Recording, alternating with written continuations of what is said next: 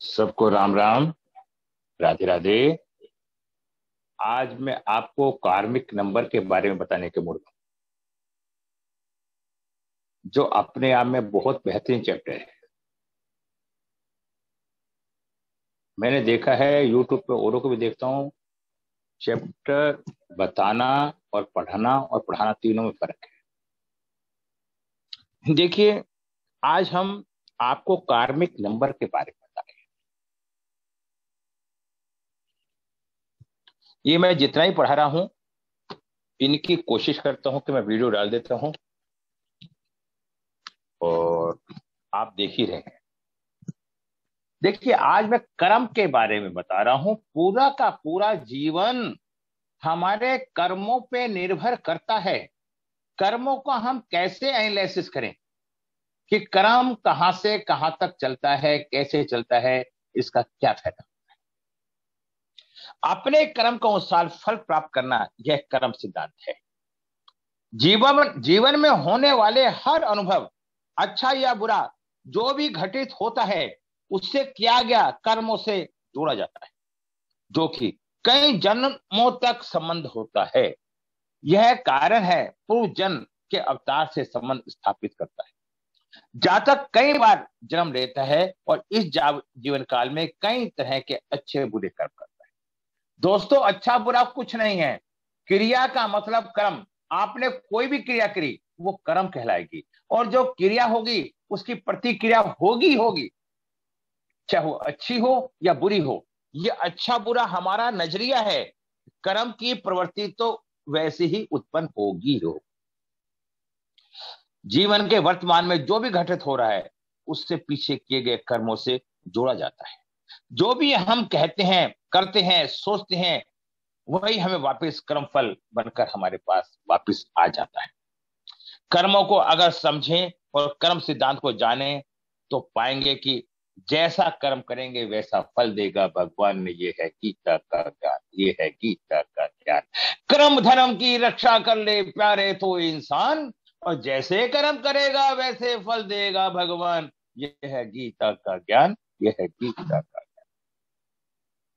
निकालने को तो जीकेएसजी में आपको रिमूव भी कर सकता हूं, लेकिन मेरे कर्म में ऐसा नहीं लिखा। और आपको कर्म का फल उसी आधार पर मिलेगा जो गीता में लिखा है। देखिए, इसलिए हम, देखिए, अगर हमारा कोई रिश्ता किसी से बनता है या रिश्ता बिगड़ता है, इसके अंदर हमारा प्रारब्ध का हाथ होता है। देखिए, इसलिए हम खुद ही अपने जीवन के प्रति जिम्मेदार है। कर्म दृढ़ भी एक ऐसा ही विचार व धारणा है। यह दृढ़ जातक अपने जीवन के लिए किए गए कर्मों के आधार पर ग्रहण करता है। यह दृढ़ स्वार्थी भाव के कारण भी होता है, जो कि प्यार, रिश्ते, कार्य, व्यवसाय से अनैतिकता व बुरे आचरण के कारण पैदा होता है। इस प्रकार यह पता चलता है कि जातक का भी निर्दयी, गैर जिम्मेदार, लालची, स्वार्थी व अहित चाहने वाला रहा है। वह किसी भी बीते हुए जीवन में हो, तो उसकी गाथा हमें दिखाई देती है। ठीक है। अंक 13, 14, 16, 19 वाले जातक कर्म दृढ़ वाले होते हैं, जबकि अंक 10 अच्छे कर्म वाला होता है। कार्मिक 3, 13 का मतलब 3, यह वो ऊर्जा है जो आपके जन्म जन्म में कहीं ना कहीं रह जाती है। जब भी कोई अंक व उसकी ऊर्जा आपके जन्म नाम में नहीं रहती, तो उससे यह निर्देश मिलता है कि आपने भी पिछले जन्मों में अंक ऊर्जा का अनुभव नहीं किया। क्या इसलिए इस जन्म में भी वे अंक व उसकी ऊर्जा नहीं है। लेकिन इस जन्म में आपके पास एक ऐसा मौका है कि आप अपने अनुभव करें। आप इसका अनुभव करें कि हम क्या थे और हमारे द्वारा क्या गलत हुआ है, हम इसे कैसे ठीक कर सकते हैं। इसका हमें एनालिसिस करना चाहिए। किसी अंक की आपकी ऊर्जा के ना होना, यह घटनाक्रम बार बार होता है, जब तक कि आप अंक व उसकी ऊर्जा को अच्छा प्राप्त नहीं करते। जिस तरह दोस्तों हमारे ग्रिड के अंदर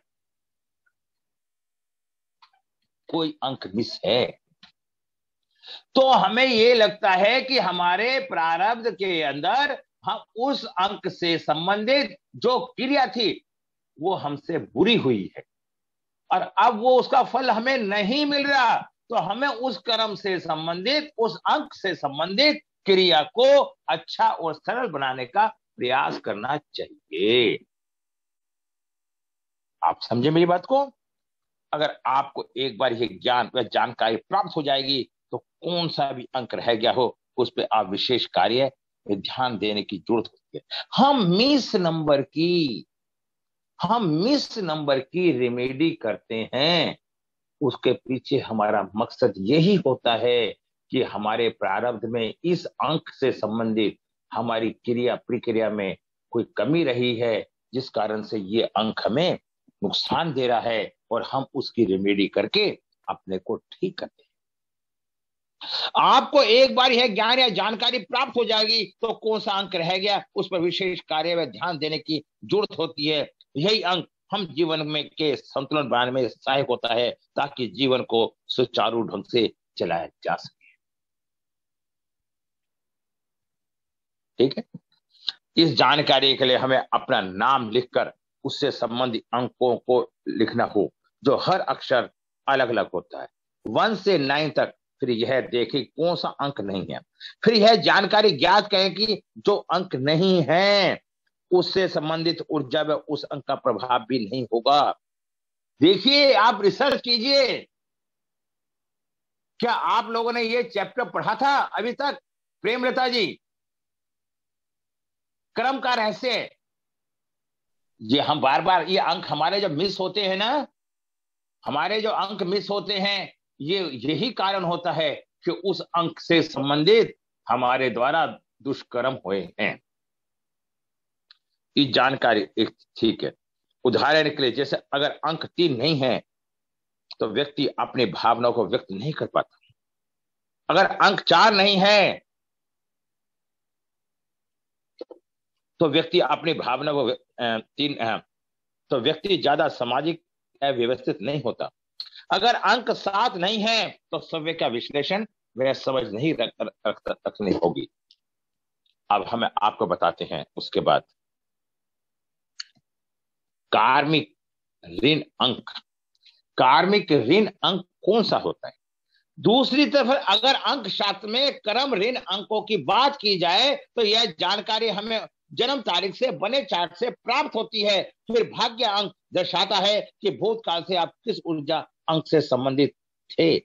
इस अंक के अनुसार अनुमान लगाया जा सकता है कि आप किस तरह की परिस्थितियों का सामना कर रहे हैं, आपकी जीवन शैली कैसी होगी।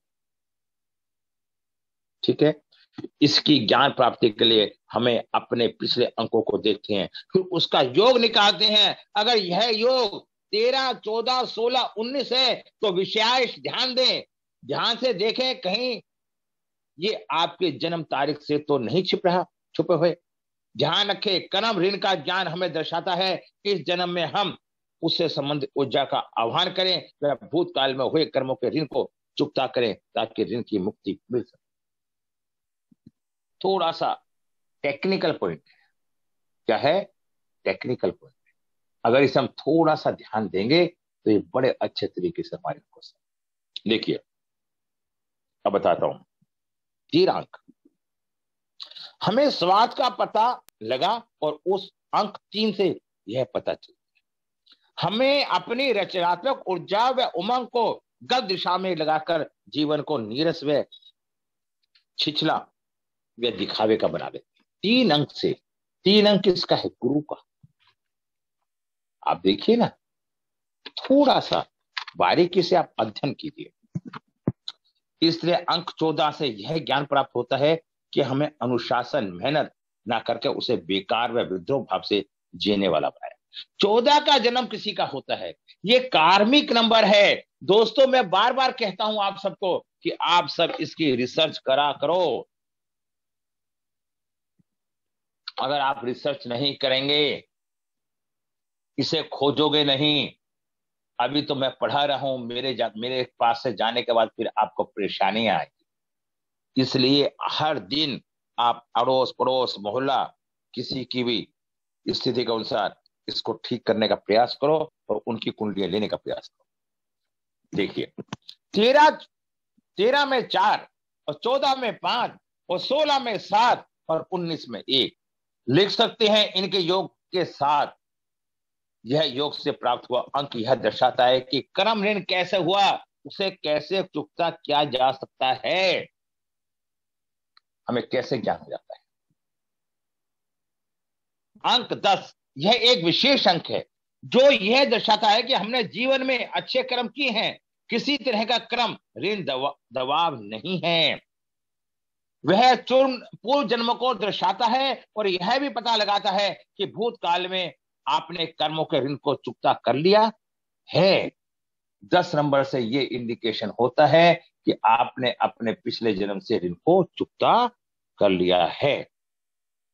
ठीक है, यह अंक भाग्य को दर्शाता है।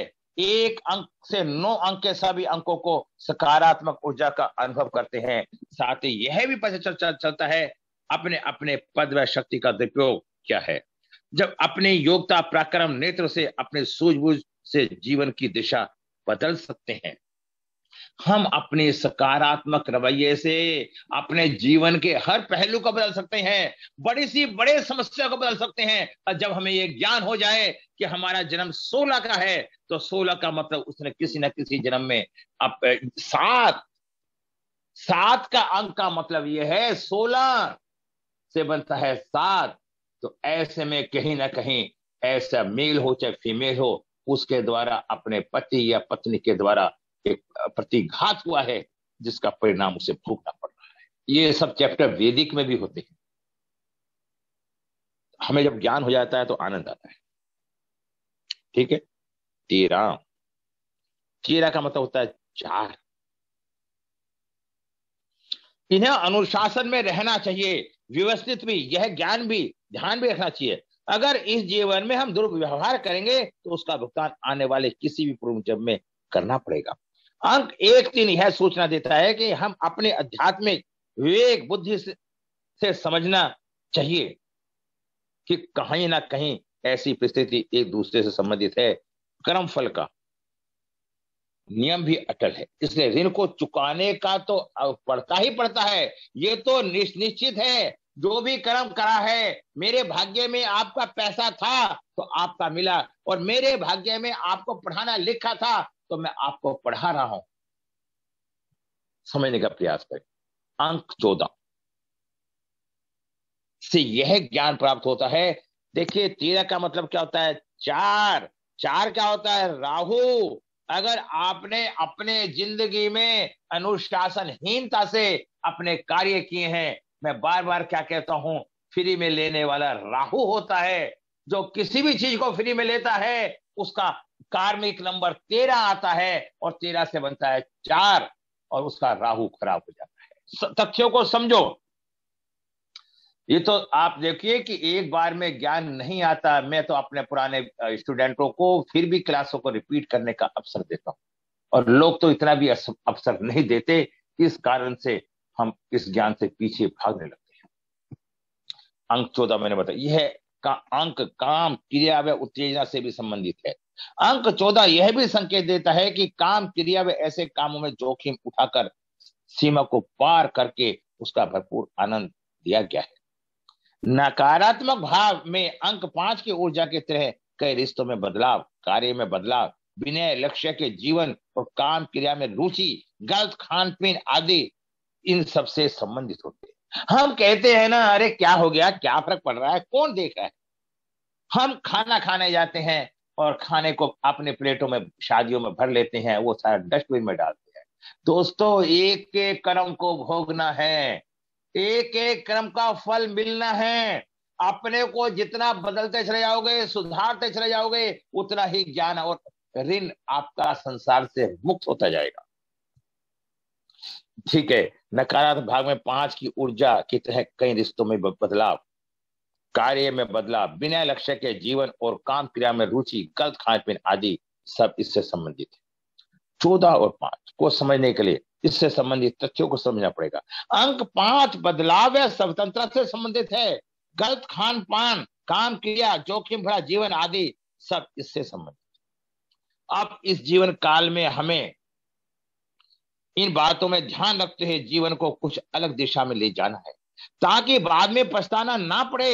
एक सही लक्ष्य का निर्णय करके जीवन में अनुशासन व व्यावहारिक होकर संगठित ढंग से चलने का निर्णय लेना चाहिए। अपनी भावनाओं को ठहराव देकर सूझबूझ से या धीरज के साथ अच्छे व्यवहार का आचरण करना चाहिए, ताकि हमें अपने कर्म ऋण से मुक्ति हो सके।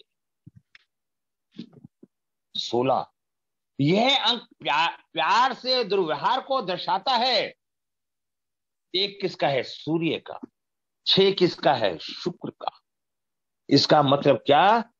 किसी व्यक्ति की कुंडली में सूर्य और शुक्र हैं तो ये ऋण बन जाता है।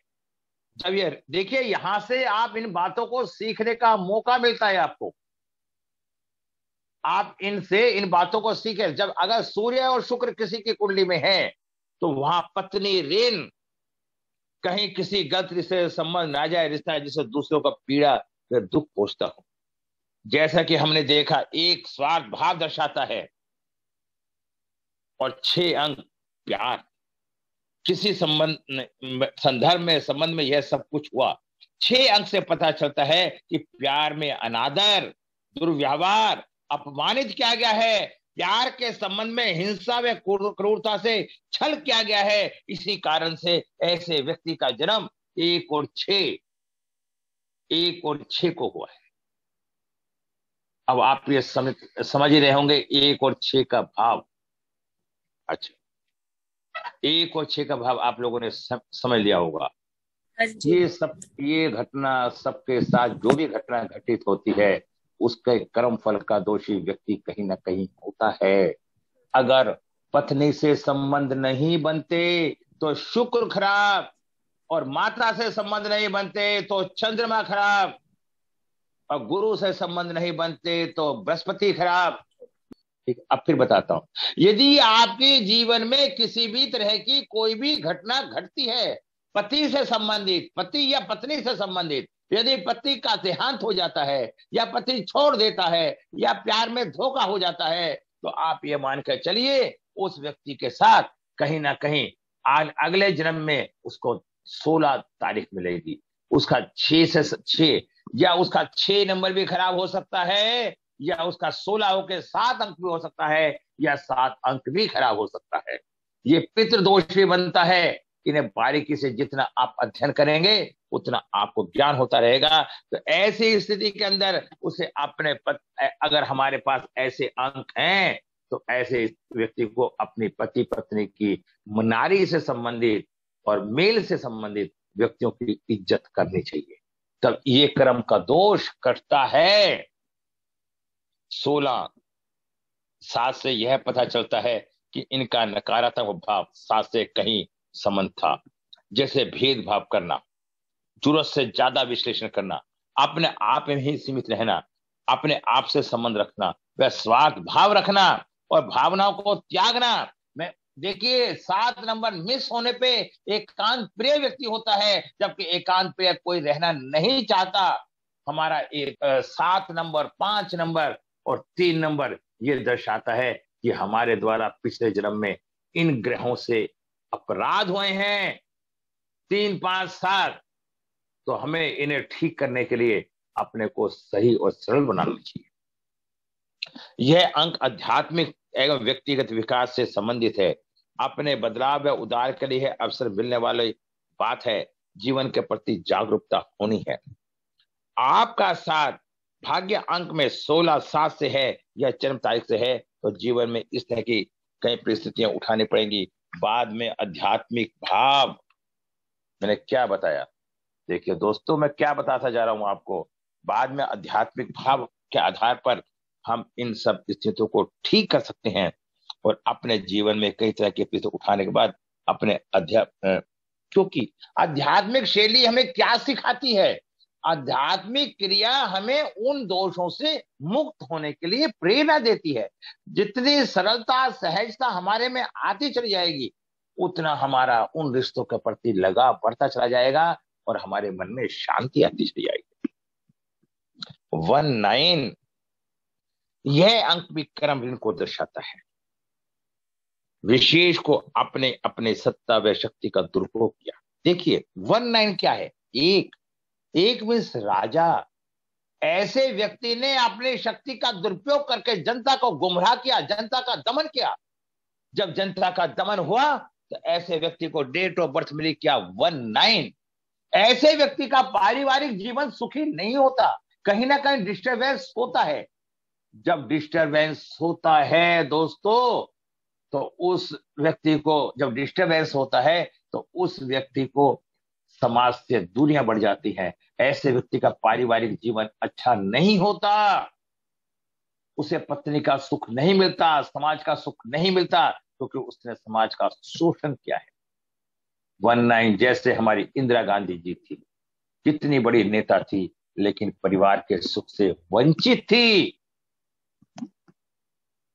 एक की नकारात्मक भाव जैसे दृढ़, जिन्हें स्वार्थ भाव, अहंकार, जिद्दी स्वभाव, उग्र स्वभाव जैसे व्यवहार के कारण कई तरह की व्यक्तिगत इच्छाओं को ध्यान के कारण होता है। इस तरह से यह अनुमान लगाया जा सकता है, ऋण को चुकाने के लिए दूसरों की जरूरतों को ध्यान में रखें, दूसरों की मदद करें व नकारात्मक भावनाओं का त्याग करें।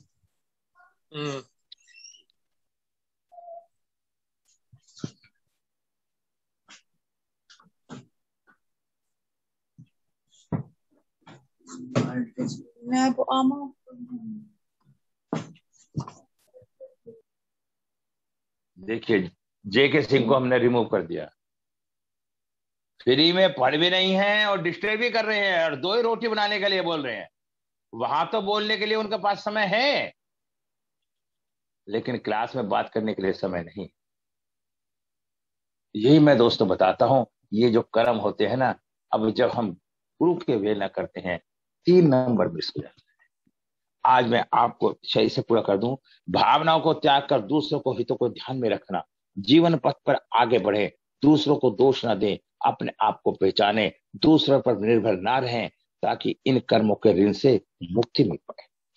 1 नंबर वाला दूसरे के ऊपर कंधों पर निर्भर होकर चलने का प्रयास करता है। हमें अपने कर्मों को पहचानना चाहिए। दोस्तों अब मैं आपको छोटा सा बात बताता हूँ, लो शुगर की।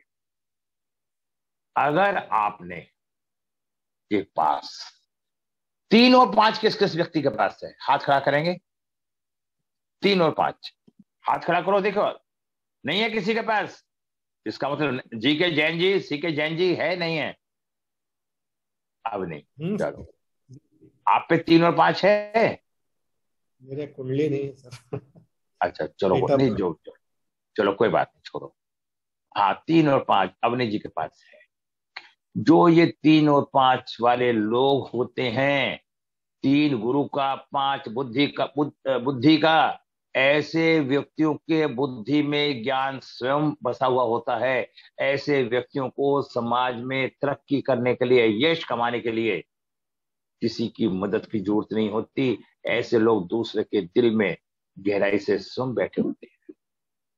ऐसे ऐसे योगों को पकड़ना, पढ़ना, हमारे मुंह से भी कब कौन सी बात निकल जाती है हमें नहीं पता होता।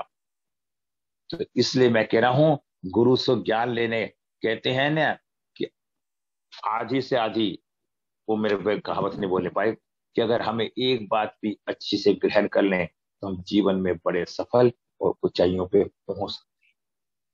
ठीक है, किसी के पास और है, और जिनके पास 3 और 5 नहीं होता, उन लोगों को समाज में जमने के लिए पैसा भी खर्च करना पड़ता है, मेहनत भी करनी पड़ती है। और 3-5 वालों को ना पैसा खर्च करना पड़ता है और ना मेहनत करनी पड़ती है। ऐसे लोग स्वयं समाज के अंदर सुर्खियों में आ जाते हैं। तो देखना अवनी जी कितना टाइम रह गया। प्रेमलता जी आप देखेंगे टाइम कितना रह गया। नहीं है तो अपने कपड़े घर से जो तो वहां से 5 मिनट। चलो एक, अच्छा कुछ किसी को कुछ पूछना तो पूछ लो। चलो फिर मैं अब आगे आपको विशेष योग बताऊंगा, लोगों के और डेस्टिनी के बारे में बताऊंगा। आज मैंने ये वीडियो बना दी ना, जैसे रिकॉर्डिंग हो जाती है, फिर आसानी हो जाती है मुझे डालने में। श्वेता टॉपिक ये आज वाला कैसा लगा श्वेता? हाँ जी गुरुजी, आज वाला बहुत टॉपिक कैसा अच्छा लगा? लगा, बहुत बढ़िया। और कई बातें मालूम हुई ना गहराई से? हाँ जी, अगर पहले हमारे से नंबर भी। में हमारे पास जिस भी नंबर की कमी है, उससे संबंधित हमारे अंदर ग्रहों से संबंधित कमी है। कमी होना कोई बुराई नहीं है, ये तो कमी हो सकती है, बुरे कर्म हो सकते हैं। कर्मों को सही करना और सही बात का मालूम होना, ये सब में बड़ी अच्छाई होती है। आज अष्टमी है, माँ भगवती का दिन है, तो काफी लोग हो सकता है इस बारे नहीं आ पाए हों किसी कारण से। तो चलो कोई बात नहीं। ये प्रवीण भूषण जी गुड़गामा से। हाँ जी सर, नमस्कार। नमस्कार। आज समझ में आया आज का टॉपिक? हाँ जी। सरलता से आया है या परेशानी से आया? नहीं नहीं, आराम से है। अब आप समझ गए ना, जो नंबर 20 है तो हमें ये कार्मिक नंबर बोलते हैं, ये ऋण होता है, ये एक तरह से पितृदोष होता है, इससे संबंधित हमारा पितृदोष होता है हमारे। तो पितृदोष का क्या उपाय है? अब देखिए, ये लंबा विषय हो जाएगा। ये यहाँ से हमें ये मालूम हो जाता है कि ये अंक हमारा खराब है, तो इस ग्रह से संबंधित हमारी परेशानी, तो अब हमें उससे संबंधित उपाय करने पड़ेंगे। मेरे चैनल पे मैं कोशिश करता हूँ कल निकाल के मैं ही सेवा करता हूँ, क्योंकि आप लोग में से कोई निकाल के सबको दे दो तो कितना अच्छा है। पर हाँ, मुझे पता है कि आप लोग काफी बिजी हैं, मेहनत भी करते हैं, मैं थोड़ा सा खाली हूँ, तो कल कोशिश करूंगा प्रवीण जी निकाल के देने की आपको video. Thank you sir, thank you. तो आज वो कल वाली देखी 7-5 वाली वीडियो आपने? हाँ नहीं जी, देखी शाहिद कपूर की ना। हाँ, तो उससे देखने से लग रहा है ना काफी कुछ मालूम हो रहा है ना इन सब बातों से। हाँ जी। अब कल तक इन बातों का हमें ज्ञान नहीं था, तो अब ज्ञान हो रहा है। कल मैं मोबाइल न्यूरोलॉजी के हमें लोगों ने बता रखा है कि 5 नंबर पर मोबाइल लिया हो, जैसे कुछ लोग ने बताया मुझे, जबकि 5 नंबर पे मोबाइल लाना ही कोई अच्छी बात नहीं है। आपकी डेट ऑफ बर्थ से मोबाइल नंबर क्या होना चाहिए, वो सारा का सारा मैं चैप्टर आपको बारीकी से पढ़ाऊंगा। बहुत लोग हमारे ही नोट्सों का इस्तेमाल करके क्लासे लगाते हैं, इससे हमें कोई फर्क पड़ता है, व्यक्ति का अपना अपना समझाने का तरीका है, अपना अपना किस्मत होती है। तो मेरे इस टॉपिक में क्या होगा, डेट ऑफ बर्थ से जाने कि आपको मोबाइल नंबर कौन सा लेना है। दोस्तों, दूसरी एक बात और बताता हूं, न्यूमरोलॉजी की कोई भी क्लास हो, चाहे मोबाइल की हो, चाहे वास्तु की हो, चाहे न्यूमरोलॉजी की हो, इनके अंकों का संबंध आपस में एक दूसरे से जुड़ा होता है, और हर विधा के अंदर कोई ना कोई अंक हमें ऐसा मिल जाता है जिससे कि हम किसी विधा को जोड़ देते हैं। जैसे अभी मैंने आपको 3 और 5 बताया, 3 और 5, अभी मैंने आपको कार्मिक नंबरों के बारे में बताया। तो मेरा आप लोगों से एक निवेदन है कि ये छोटी छोटी क्लासों को जरूर अटेंड करें। अगर आपको आगे चलना है और आपको मेरा पढ़ाने का तरीका पसंद है, अगर इनमें से कुछ भी ठीक नहीं है तो आप बिल्कुल भी अटेंड ना करें, बिल्कुल छोड़ दें। और अभी जो वैदिक की मैंने पढ़ा चुका हूं पुराने वालों को, अब आगे वैदिक उन्हें पढ़ने की इच्छा हो तो कृपया मुझे आगे बताएं, क्योंकि अभी मैं पढ़ा के फिर वैदिक भी पढ़ाना शुरू करूंगा। तो जिन को आने की इच्छा है तो वो कृपा करके, गुरु कहते हैं ज्ञान जब भी मिलता है जब हम कुछ देते हैं। अगर ज्ञान लेना है तो कुछ देना पड़ेगा, और बिना दे ज्ञान लिया हो अधूरा होता है, अज्ञानता।